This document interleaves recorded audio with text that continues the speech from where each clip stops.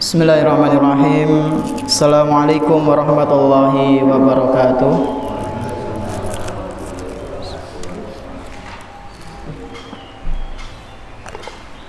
Alhamdulillahirabbil alamin. Wassalatu wassalamu ala nabiyyina Muhammadin wa ala alihi wa ashabihi wa man tabi'ahum bi ihsanin ila yaumiddin. Asyhadu an la ilaha illallah wahdahu la syarika lah wa asyhadu anna Muhammadan abduhu wa rasuluhu la nabiyya ba'dah. Alhamdulillah, segala puji hanya milik Allah Subhanahu wa taala, di mana Dia telah memberikan kepada kita semuanya nikmat yang begitu banyak. Dan di antara kenikmatan-kenikmatan yang telah Allah Subhanahu wa taala berikan kepada kita, yaitu berupa nikmat iman, nikmat Islam, nikmat sehat, nikmat kita bisa menghadiri majelis ta'lim di salah satu rumah-rumah Allah Subhanahu wa taala yang kita cintai ini. Kita berharap semoga apa yang kita pelajari pada malam yang berbahagia kali ini bisa kita amalkan dalam kehidupan sehari-hari dan menjadi bekal amal soleh kita kelak ketika berjumpa dengan Allah Subhanahu wa taala di hari akhir nanti. Allahumma amin.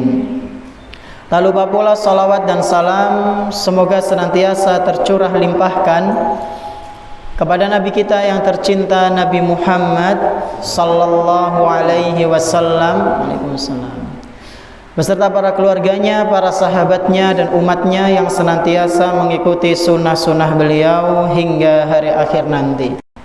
Nah, jamaah rahimani wa rahimakumullah, insyaallah pada waktu maghrib ini, waktu malam ini, kita akan membahas sebuah kajian tematik yang judulnya nopo Pak Bu? Panjenengan ngertos mboten judul kajiannya? Di-share mboten Mas Tono? Sudah di-share. Di mana? Di-share di mana? Grup apa? Grup RT. Nah, berarti sudah di-share Pak Bu. Di-download apa mboten niku gambare? Apa numpuk bae nang grup sampai ratusan pesan nggak dibuka. Judulnya apa malam hari ini? Kiat-kiat meraih ketakwaan. Kita akan membahas beberapa poin yang kaitannya tentang nopo? Kiat-kiat supaya kita bisa meraih ketakwaan. Nah, jamaah rahimani wa rahimakumullah, sebelum kita memasuki ke pembahasan inti, dan mungkin panjenengan juga sudah pada tahu tentang apa itu takwa, kami ingin coba sedikit murojaah lah. Ingin coba menanyakan ke panjenengan sekalian, bapak-bapak dan ibu-ibu rahimani wa rahimakumullah, mengenai apa itu takwa terlebih dahulu. Takwa niku napa Pak Bu? Menjalankan apa yang diperintahkan oleh Allah, terus menjauhi apa yang diharamkan oleh Allah. Gampang ya gampang teorine ya. Prakteknya kadang ya kepundal-pundal ya. Secara ringkas takwa itu ya begitu, menjalankan perintah Allah, menjauhi larangan Allah. Adapun secara bahasa Pak Bu, takwa adalah al-wiqayah. Apa itu wiqayah? Pencegahan, menjaga. Menjaga apa maksudnya Ustadz? Ya menjaga diri kita dari apa? Dari siksa api neraka. Maka orang yang bertakwa berarti dia sedang menjaga dirinya dari siksa api neraka. Berarti kalau misalnya ada khotib Jumat, ada ustadz ngisi kajian menyampaikan bertakwalah kalian kepada Allah, bertakwalah kita kepada Allah ya. Kita sudah seharusnya bertakwa kepada Allah dengan sebaik-baik takwa. Berarti maknanya apa? Jagalah diri kita, jagalah diri kalian dari apa? Siksa api neraka. Nah, jamaah rahimani wa rahimakumullah, ada sebagian ulama memberikan definisi takwa yang sempurna. Ulama tersebut mengatakan takwa adalah bi an yaltazimal muslimu awamirallahi ta'ala wa yajtaniba ma naha anhu. Takwa itu menjalankan apa saja yang diperintahkan oleh Allah dan menjauhi apa saja yang dilarang oleh Allah. Kemudian kata beliau rahimahullah, fayaquma bil wajibat wal mandubat wa yatrukal muharramat wal makruhat. Takwa yang sempurna itu adalah orang yang meninggalkan haram, sesuatu yang haram, sesuatu yang makruh, bahkan sampai dikatakan sesuatu yang mubah, Pak. Jadi nggak cuma menjalankan kewajiban dan menjauhi larangan, tapi yang makruh, yang mubah pun hati-hati dalam menghadapinya. Inilah ketakwaan sing napa? Sing sempurna. Kira-kira derajat ketakwaan kita sudah sampai sini atau belum ini? Kadang kalau melihat suatu hal yang para ulama bilangnya lah makruh, apa-apalah makruh ikih ya. Jawabannya apa? Makruh ikih. Nah, ini yang berbahaya, meremehkan sesuatu yang dibenci oleh Allah. Maka kita harus selektif mengenai sikap kita ketika menghadapi suatu hukum. Nah, jamaah rahimani wa rahimakumullah, mungkin timbul pertanyaan, Ustadz, kenapa kok kita harus bertakwa kepada Allah? Kenapa kita harus bertakwa? Maka jawabannya adalah sekurang-kurangnya ada dua. Jika ada yang bertanya, kenapa kita harus bertakwa kepada Allah? Jawabannya wonten pinten? Dua. Yang pertama, kenapa kita harus bertakwa? Karena Allah Subhanahu wa ta'ala mewasiatkan kepada hamba-hambanya untuk bertakwa. Yang pertama apa? Allah mewasiatkan kepada sinten? Hamba-hambanya untuk bertakwa. Bedane wasiat kalih pesen napa Pak Bu? Kenyong pesen mingko ya. Kenyong wasiat mingko, ngasih wasiat. Ketika panjenengan mendengar ada orang ngomong, aku berpesan kepadamu, aku mewasiatkan kepadamu, lebih berbobot mana? Wasiat apa pesan? Wasiat. Wasiat itu tidak sekedar pesan, tapi di situ ada makna yang terkandung. Orang ketika diberikan wasiat itu harus benar-benar menjalankan apa yang diwasiatkan. Saking besarnya perkara wasiat niki Pak Bu, sampai-sampai syariat memakai kata wasiat bagi orang yang akan meninggalkan hartanya untuk keluarganya yang akan ditinggal. Biasanya nopo sing diwasiatkan? Warisan. Oke, kok ngene pada kumpul. Bapak kayane wis delamaning nuwun sewu niki. Delamaning maring dipak lah. Aduh, kayaknya sudah sebentar lagi niki. Sudah sebentar lagi akan menghadap ilahi kepada Allah Subhanahu wa taala. Bapak wasiatkan aja pada tukaran. Kayak tanah mana ngene kok kayak tanah sing nang kana ngene kok dibagi-bagi secara rata aja pada tukaran. Ini yang pakai gono gini. Ada yang pakai syariat, yang laki-laki dapatnya 2, yang perempuan 1. Bapaknya kalau sudah mewasiatkan seperti itu, ya setelah meninggal aja pada pecucuan. Nuwun sewu. Kita sebagai anak yang berbakti, maka kita akan menjalankan wasiat tersebut. Kenapa? Karena itu adalah wasiat dari orang tua kita.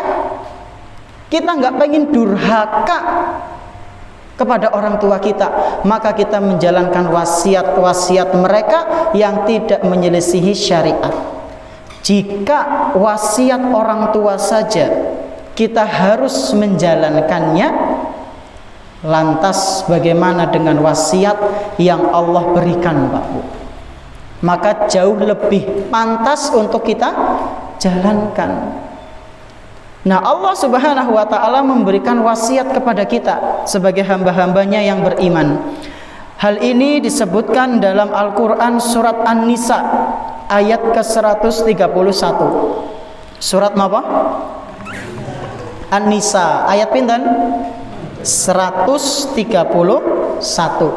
Di situ Allah Subhanahu wa taala berfirman, "Walaqad wassaynal ladzina utul kitaba min qablikum wa iyyakum." Kata Allah, sungguh kami telah wassoina. Artinya apa? Kami telah mewasiatkan. Kepada siapa? Kepada orang-orang sebelum kalian, yaitu ahlul kitab, orang Yahudi dan orang Nasrani. Yang dahulu mereka masih beriman kepada para nabi mereka, belum diutus Nabi Muhammad SAW. Selain kepada mereka, Yahudi dan Nasrani, kepada kalian wahai umatnya Nabi Muhammad, kata Allah, kami wasiatkan juga kepada kalian. Apa itu wasiatnya ya Allah? Anittaqullah, kalian bertakwalah kepada Allah. Ini jawaban yang pertama. Kenapa kita harus bertakwa? Karena itu wasiat dari sinten? Allah Subhanahu wa ta'ala. Jawaban yang kedua, kenapa kita harus bertakwa? Jawabannya adalah karena itu wasiat dari Rasulullah sallallahu alaihi wasallam. Jadi dua jawaban ini sudah sangat cukup. Dalilnya mana Ustadz? Yang menyebutkan Rasulullah mewasiatkan kepada umatnya untuk bertakwa banyak sekali, Pak Bu. Di antaranya adalah yang dibawakan oleh Imam Ahmad, hadis riwayat Imam Ahmad, dan dinilai sahih oleh Syekhul Albani, bahwasanya Rasulullah sallallahu alaihi wasallam pernah berwasiat kepada seorang musafir. Musafir niku sinten? Musafir itu apa?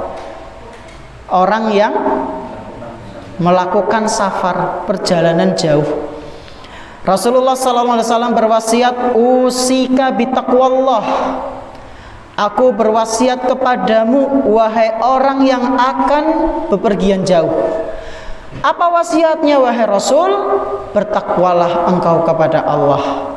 Wat takbiri ala kulli syarafin, dan kalau perjalanannya itu naik maka bertakbirlah. Nah, ini sunnah Pak Bu. Kalau panjenengan lagi safar kemudian melalui jalan sing napa? Naik nanjak, sunnah ngapa? Takbir, ya. Kudu nyanyi. Tapi napa? Takbir. Allahu akbar, Allahu akbar, Allahu akbar. Ngapa sih Ustadz kudu takbir? Lho kowe wasiat dari Rasul. Panjenengan cinta Rasul napa mboten? Nah, buktikan cintanya dengan menjalankan sunnah-sunnah Nabi SAW. Di antaranya itu. Nah, besok ini ya mungkin ada di antara panjenengan liburan arep maring pundi? Pratin kayane ya. Ya kan dalane mandan apa? Sora mandan maning ya. Kena-kena naik ya. Limpak kuwus. Maka ingat takbir. Allahu Akbar, Allahu Akbar, Allahu Akbar. Kalau misalnya jalannya turun, napa dikira? Tasbih. Kalau jalannya turun, maka bertasbih. Subhanallah, Subhanallah, Subhanallah. Itulah sunnahnya yang diajarkan oleh Nabi Muhammad Sallallahu Alaihi Wasallam. Jadi kita sudah membahas pengertian takwa, kita juga sudah membahas kenapa kita harus bertakwa. Nah, sekarang kita masuk ke pembahasan inti, kiat-kiat meraih ketakwaan. Sekurang-kurangnya ada 5 kiat, Pak Bu. Ada 5 langkah agar kita bisa meraih ketakwaan dengan sempurna, insya Allah. Langsung saja yang pertama, langkah yang pertama atau kiat yang pertama adalah supaya kita meraih ketakwaan dengan mempelajari ilmu agama. Napa yang pertama? Mempelajari ilmu agama alias ngaji, ya. Ngaji, belajar ilmu agama itu merupakan sebab paling besar, Pak Bu, orang akan mendapatkan ketakwaan. Kok bisa, Ustadz? Kita kembali ke definisi tadi. Takwa tadi nopo? Secara ringkas, menjalankan perintah Allah, menjauhi larangan Allah. Bagaimana seseorang tahu ini perintah, ini larangan? Dengan cara nopo? Belajar. Ustaz nyong ra sinau ben ngerti Ustaz. Terus ngertine kang ndi? Takon kowe belajar. Ya, kata Allah, fas'alu ahla dzikri in kuntum la ta'lamun. Bertanyalah kepada para ulama mengenai permasalahan yang tidak kalian ketahui. Tanya itu termasuk bagian dari belajar. Jadi nggak mungkin kalau ada orang nggak belajar, nuwun sewu niki, tiba-tiba kok seperti mufti. Mufti niku napa? Ahlul fatwa. Ki halal, ki haram, ki sunnah, ki dusunnah, ki ibadah, ki syirik. Padahal zahirnya dia jauh dari ilmu agama. Maka hati-hati, ya. Hati-hati. Harus benar-benar tahu asal-usul belajarnya itu dari mana. Jangan sampai sembarangan kita mengambil ilmu dari orang lain. Jadi cara yang pertama, bahkan ini merupakan sebab paling besar kata para ulama agar kita meraih ketakwaan adalah dengan mempelajari ilmu agama, Pak Bu.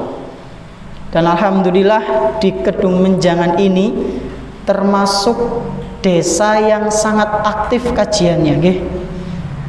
Teng Mushola Al-Isad onten, nang Masjid Nurul Huda nggih onten, di As-Sakinah nggih wonten, tembun di malih selain 3 ini. Wis telu. Oh ya, mungkin ada yang lain cuma saya belum tahu ya. Yang tahu ini 3 ini. Dan ini rutin, Masya Allah. Pemuda-pemudanya, takmirnya masih pada semangat. Ini harus benar-benar dimanfaatkan. Jangan sampai, Pak Bu, suatu desa itu nanti baru merasakan penyesalan ketika kajian-kajian rutin itu sudah nggak ada. Arep belajarnya mari ngendi maning, ya. Ustaz lewat YouTube kan bisa, rasanya berbeda. Ketika kita fokus di masjid sambil dengerin YouTube, beda, Pak Bu. Kadang nang YouTube ya karo asa-asa, karo masak, suaranya tabrakan dengan suara air, apalagi dengan anaknya nanti yang rewel, yang masih kecil, ribet. Beda dengan di masjid, ada sakinah di situ, para malaikat juga turut hadir menghadiri majelis taklim, ketenangan ada, fokus, ya. Maka bersyukurlah ketika lingkungan kita ini masih semangat untuk mengadakan pengajian. Ya, bersyukurlah. Bagaimana cara bersyukurnya? Dengan menghadiri kajian-kajian tersebut. Ya, tinggal milih. Ada 3 masjid ya, sekurang-kurangnya di desa ini yang mengadakan kajian rutin, maka hadirilah kajian-kajian tersebut. Nah, jamaah rahimani wa rahimakumullah, selain menuntut ilmu ini sebagai penyebab orang mendapatkan ketakwaan, belajar juga hukumnya wajib, Pak Bu. Belajar hukumnya apa? Wajib. Bismillah. Rasulullah sallallahu alaihi wasallam pernah bersabda, "Talabul ilmi faridatun ala kulli muslim." Menuntut ilmu agama itu hukumnya wajib bagi setiap muslim. Muslimahnya juga ya sudah masuk itu di kata-kata muslim. Berarti sesuatu yang wajib apabila ditinggalkan dosa mboten? Dosa. Ya. Allah Subhanahu wa taala menyampaikan melalui lisan Rasulnya sallallahu alaihi wasallam bahwa belajar menuntut ilmu itu wajib, Pak Bu. Dan keuntungannya itu untuk kita sendiri. Ya. Adapun kalau misalnya kita nggak belajar, kerugiannya ya juga untuk kita. Allah nggak rugi, Rasulullah SAW juga nggak rugi. Yang rugi itu kita. Kewajiban yang kita butuhkan. Belajar ilmu agama adalah suatu kewajiban yang kita butuhkan. Ya kalau nggak belajar, gimana kita mau beribadah kepada Allah? Gimana kita mau tahu ini halal, ini haram? Bagaimana kita mau tahu doa-doa di dalam sholat? Bagaimana kita akan tahu cara membaca Al-Quran dengan cara yang benar? Ya. Itu semua dengan belajar. Inilah langkah yang pertama, yaitu apa? Mempelajari ilmu agama. Lalu kiat yang kedua adalah berteman dengan orang-orang yang bertakwa. Yang kedua apa Pak Bu? Berteman dengan orang-orang yang bertakwa. Ini adalah kiat yang kedua. Bagaimana supaya kita meraih ketakwaan? Maka carilah lingkungan yang saling mendukung dalam ketaatan, dalam ketakwaan. Sebagian ulama itu mengibaratkan Pak Bu, manusia itu seperti kawanan burung. Jadi manusia itu seperti apa? Kawanan burung. Manuk emprit ya kancane manuk emprit. Gagak ya gagak. Panjenengan nate mriksani emprit dolan karo manuk elang. Pernah ngelihat napa mboten? Ana manuk gereja mabur bareng dolanan sama burung apa? Elang. Ya, enggak ada semenit entong weh manuk emprit ya.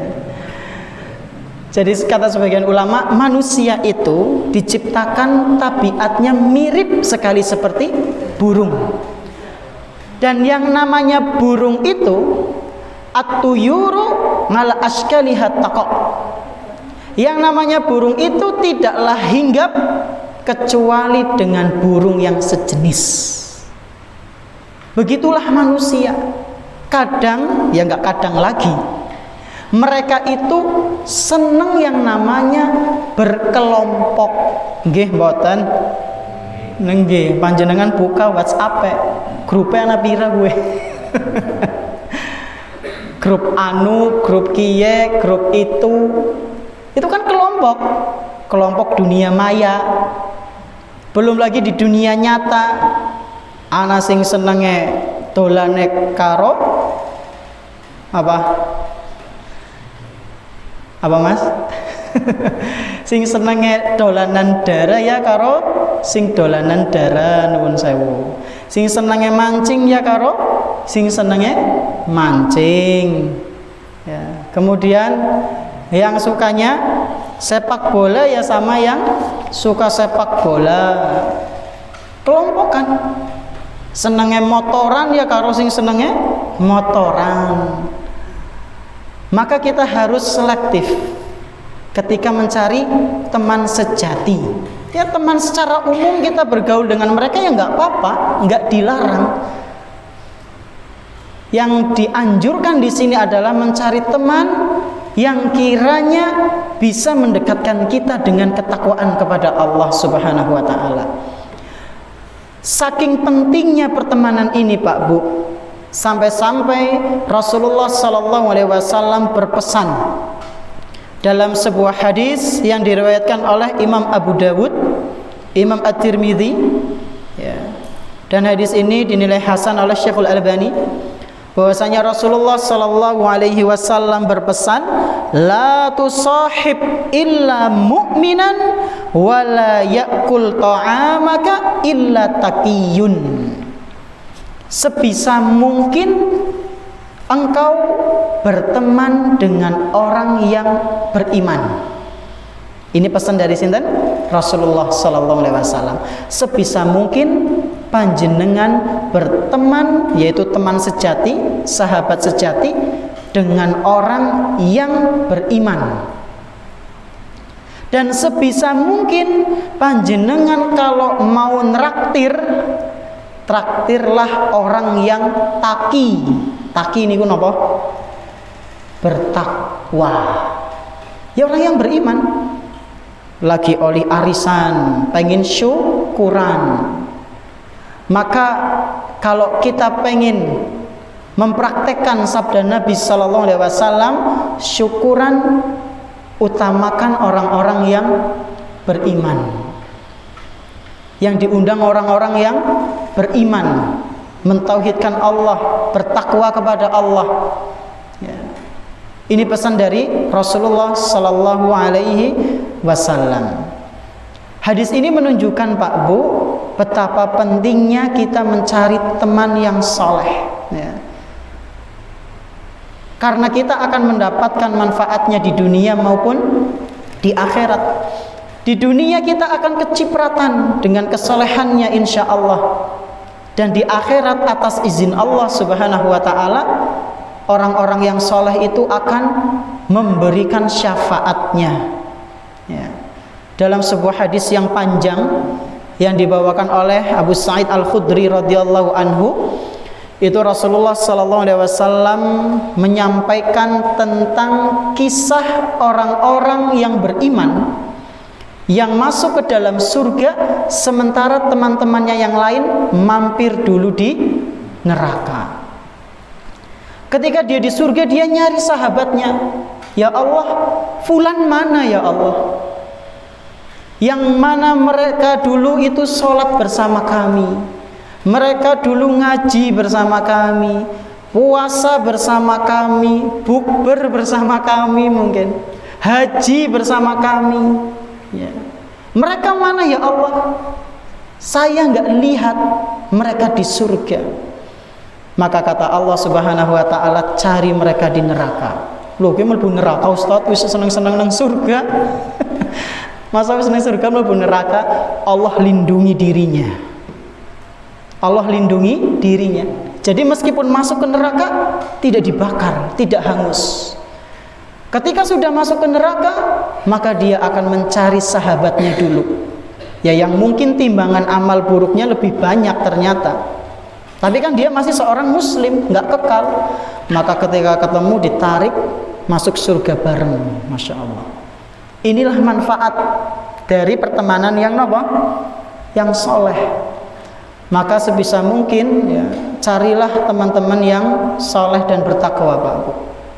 Kita di dunia ini pertemanan paling tidak ya 60 tahun, 70 tahun. Kowe kadang kancane wis pada lunga ya. Nuwun sewu niki orang-orang yang sudah sepuh, panjenengan bisa perhatikan. Sing sebrayan kowe wis langka kadang.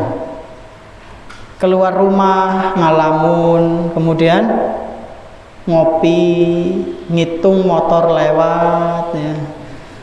Habis itu udah masuk lagi istirahat, keluar, nggak ada teman sama sekali. Itu kan cuma berapa tahun saja kita di dunia. Nah di akhirat berapa tahun? Selawase ya, selawase ya. Dan kita pengen bisa kumpul lagi di surganya Allah Subhanahu wa taala ya. Allahumma inna nas'alukal jannataka al-firdaus. Allahumma amin. Inilah yang kedua, bahwasanya apabila kita ingin meraih ketakwaan, di antara langkahnya berkumpul dengan orang-orang yang bertakwa atau beriman. Kemudian kiat yang ketiga adalah selalu merasa diawasi oleh Allah Subhanahu wa taala.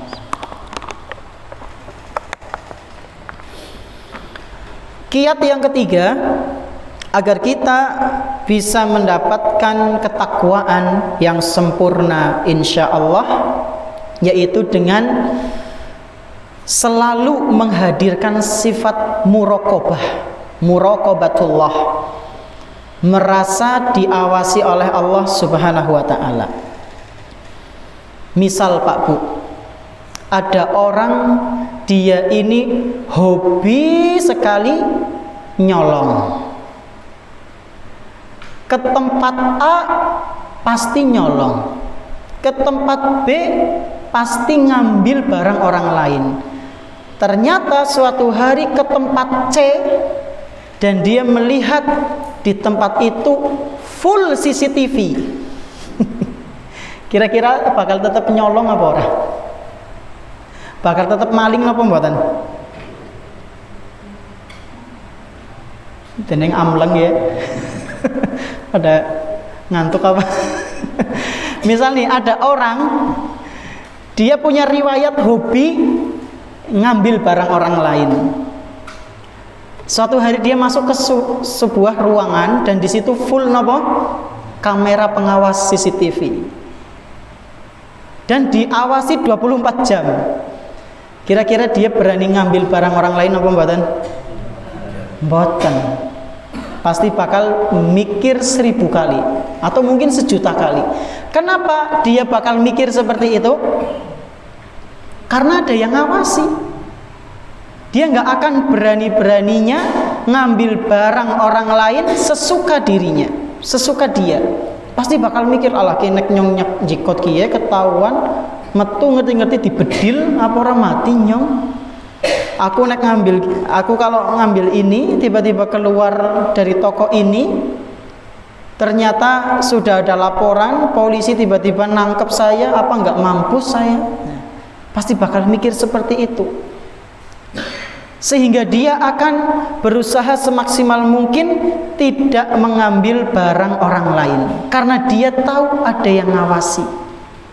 Itulah sedikit ilustrasi yang sudah seharusnya kita praktekkan dalam kehidupan sehari-hari Pak Bu, yaitu selalu merasa nopo diawasi oleh sinten? Allah Subhanahu wa ta'ala.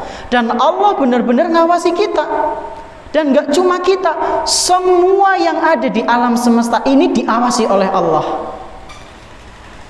Dalilnya dalam Al-Quran surat Al-Baqarah ayat ke-235. Di situ Allah Subhanahu wa taala berfirman, wa'lamu annallaha ya'lamu ma fi anfusikum fahdharu. Ketahuilah wahai manusia, sesungguhnya Allah Subhanahu wa taala itu Maha mengetahui apa saja yang ada dalam dirimu. Ada dalam dirimu berarti sing keton karo sing ora keton. Yang kelihatan zahir kita contohnya nopo? Ya gerakan kita. Allah itu tahu jari kita ini lagi ngapa. Allah tahu mata kita itu lagi apa. Beda dengan saya. Saya di sini ketutupan korden. Mboten ngertos panjenengan niki yang di belakang korden, Bu. Nuwun saya, Bu. Apakah kedua mata panjenengan Masih nuwun sewu melek apa sudah merem saya nggak tahu. Tapi kalau Allah tahu. Nah, Allah Maha tahu. Nah, ini yang zahir Allah tahu. Yang batin pun Allah juga tahu. Allah Subhanahu wa taala tahu apa yang saya ucapkan, suara. Enggak cuma itu, Allah juga tahu apa yang ada di batin panjenengan. Ki isane suwe temen ya. Jadi selak ngantuk kau pengen nyore, itu Allah tahu. Meskipun panjenengan diucapkan di mana? Dalam hati. Aduh, ki nekuk suwe banget sih kile, semutan pengen selonjor gitu. Meskipun panjenengan tidak apa? Mengucapkan, Allah itu tahu. Kenapa Allah tahu? Ya karena Allah ilmunya sangat luas. Allah mengetahui segalanya. Kalau kita sudah tahu bahwasanya Allah itu selalu mengawasi kita, maka kita harus hati-hati dalam bertindak. Tapi ya kadang memang ya menungsa al-insan mahalul nisyan. Kadang kita sudah belajar kayak gini, tapi engkau ya buka HP, bunyi nyekrol apa gue, buka link apa itu, nonton video apa. Ya langsung istighfar ya, langsung bertaubat kepada Allah Subhanahu wa taala. Al-insan mahalun nisyan. Manusia itu ya tempatnya lupa. Tapi ya lupanya aja kebangetan lagi. Ya. Makanya ngaji seminggu sepisan, seminggu 2 kali supaya untuk tadzkir, untuk pengingat selalu. Jangan sampai belas, Pak Bu.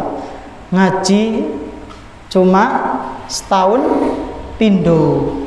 Kapan gue yang ngisuk ya Jumat ngarep ngerungokna Idul Adha khutbah sama Idul Fitri loh itu ya baterainya udah rusak nanti.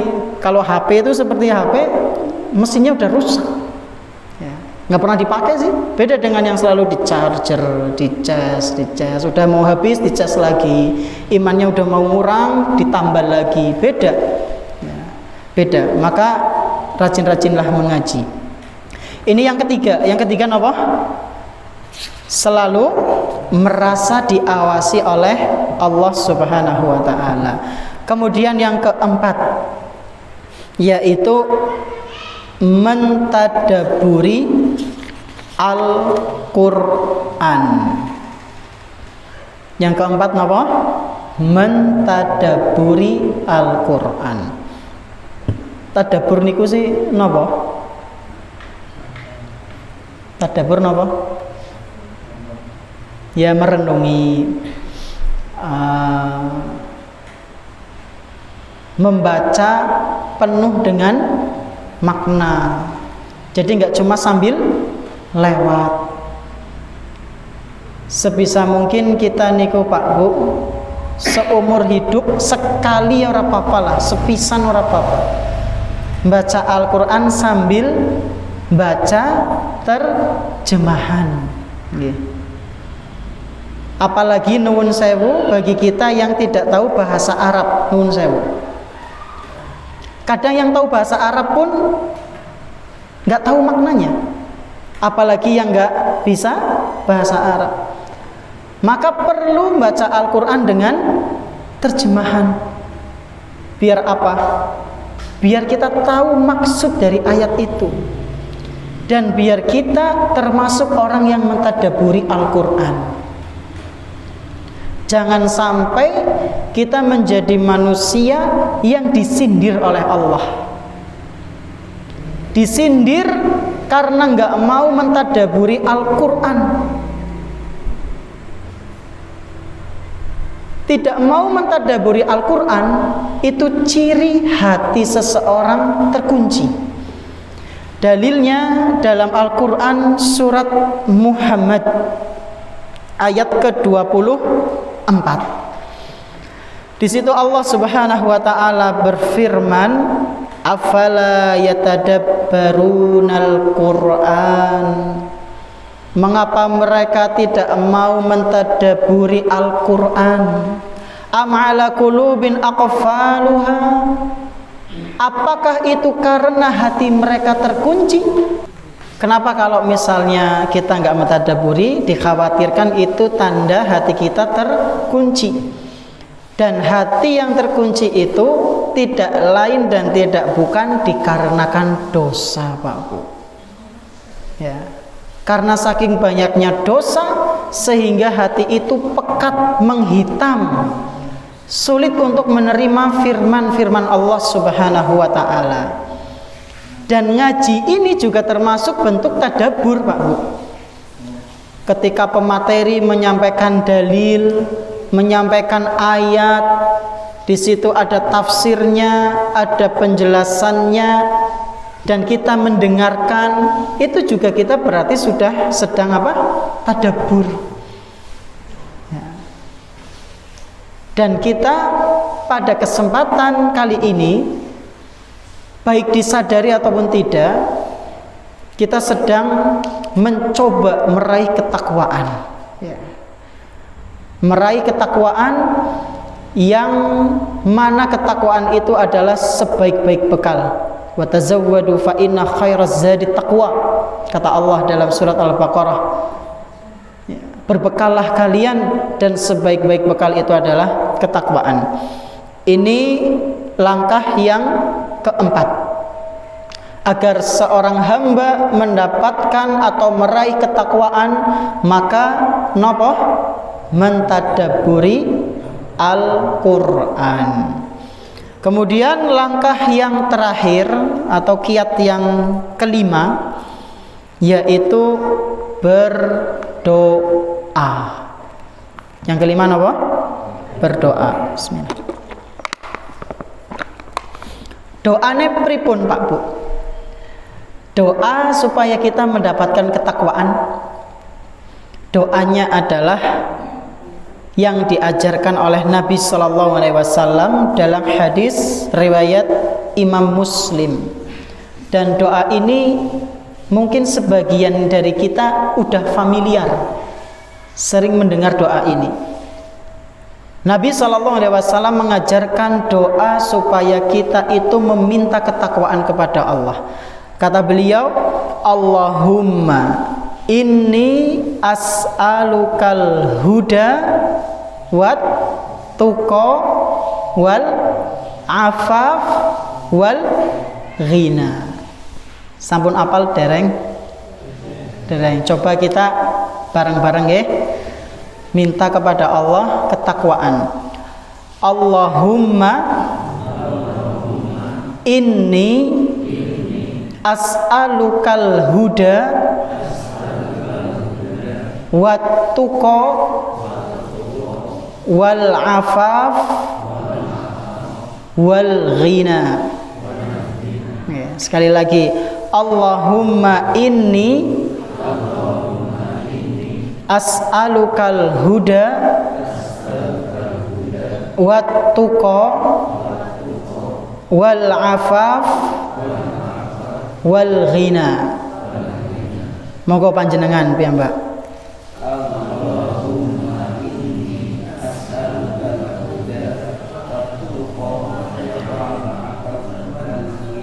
Nggih. Mungkin panjenengan nanti ada yang pengen nyari, silakan panjenengan cari di hadis riwayat Imam Muslim nomor 2721 ya. Di situ ada doa meminta ketakwaan. Enggak cuma ketakwaan, kita terjemahkan ya. Rasulullah sallallahu alaihi wasallam berdoa, Allahumma inni, ya Allah aku meminta kepadamu. Allahumma inni as'aluka, ya Allah aku minta kepadamu al-huda. Huda niku napa? Petunjuk. Ini yang pertama.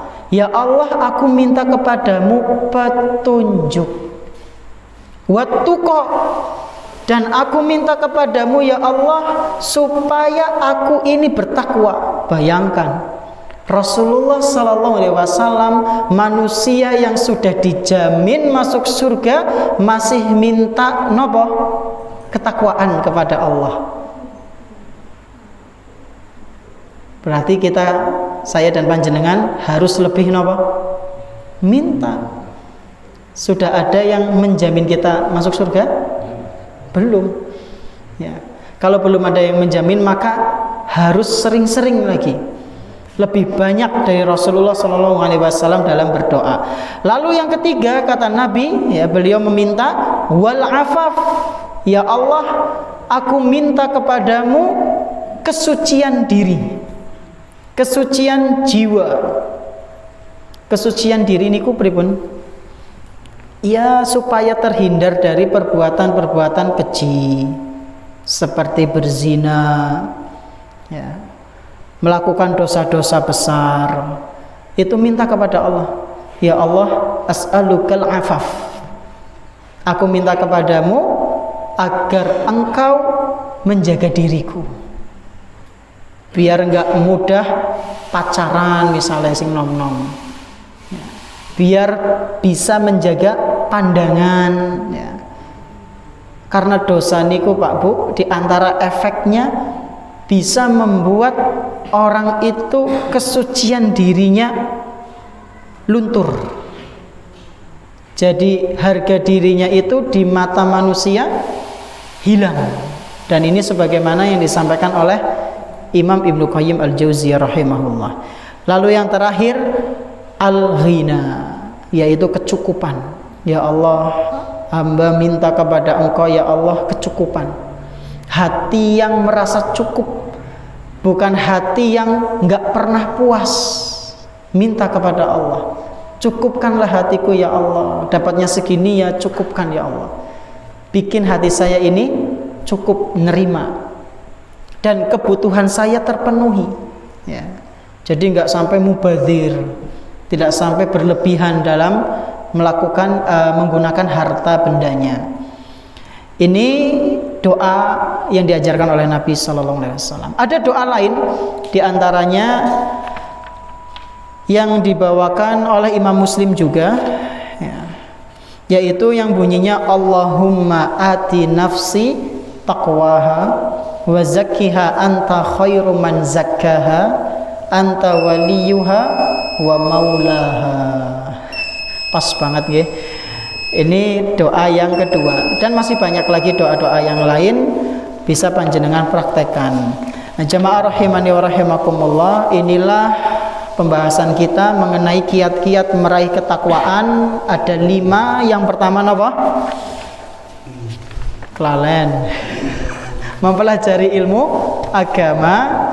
Yang kedua, berteman dengan orang soleh. Yang ketiga, merasa diawasi oleh Allah. Yang keempat apa? Mentadaburi Al-Quran. Dan yang kelima, berdoa kepada Allah Subhanahu wa Ta'ala, minta agar dikaruniakan ketakwaan. Mungkin ini yang bisa kami sampaikan, kurang lebihnya mohon maaf. Terima kasih atas perhatiannya. Kita tutup dengan doa kafaratul majlis. Subhanakallahumma bihamdik asyhadu alla ilaha illa anta astaghfiruka wa atubu ilaik. Wassallallahu ala nabiyyina Muhammadin wa ala alihi washabihi ajma'in. Wassalamu alaikum warahmatullahi wabarakatuh.